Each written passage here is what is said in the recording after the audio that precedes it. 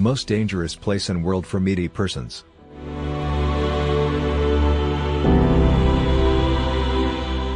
The killing of Pulitzer Prize-winning Indian photojournalist Danish Siddiqui in Afghanistan's Spin Boldak town on the border with Pakistan is a stark reminder for working journalists of the risks involved with covering war in the Af-Pak region, described by rights and media bodies as the most dangerous place in the world for media professionals.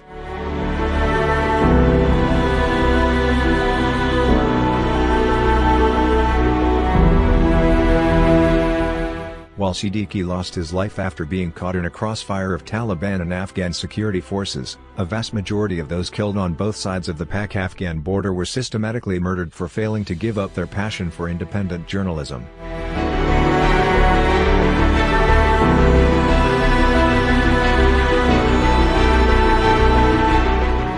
The Afghan militants and their affiliates in Pakistan, time and again, warn media workers against what they term as biased and irresponsible reporting.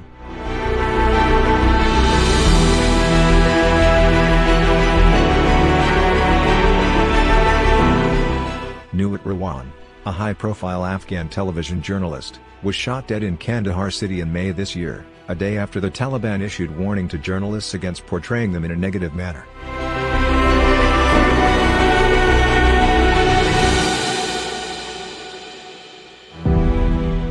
At least 11 Afghan journalists were killed last year, with 5 more reportedly murdered this year by unknown assailants, according to Amnesty International. In early March, 3 female media workers were gunned down in the eastern city of Jalalabad.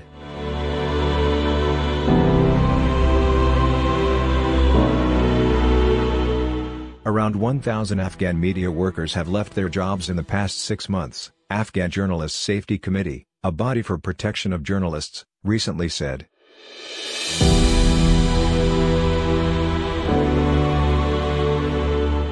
Afghan civil society members denounced the killing of journalists as a campaign of terror against those who criticize religious obscurantism.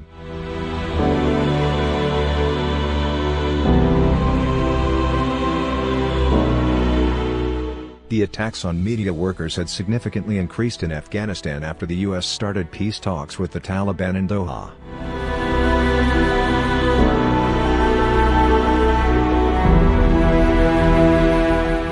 While members of Afghanistan's educated class, including journalists, activists and judges, have for months been the target of bombings and shootings, many went into hiding or left the country after the US and NATO began withdrawal of their remaining troops in Afghanistan.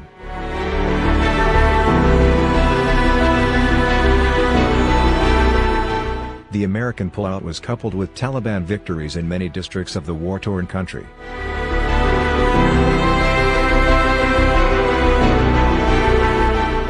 Their victories prompted them to open new war fronts against the Afghan forces, engaging them in the country's battlefields from north to south.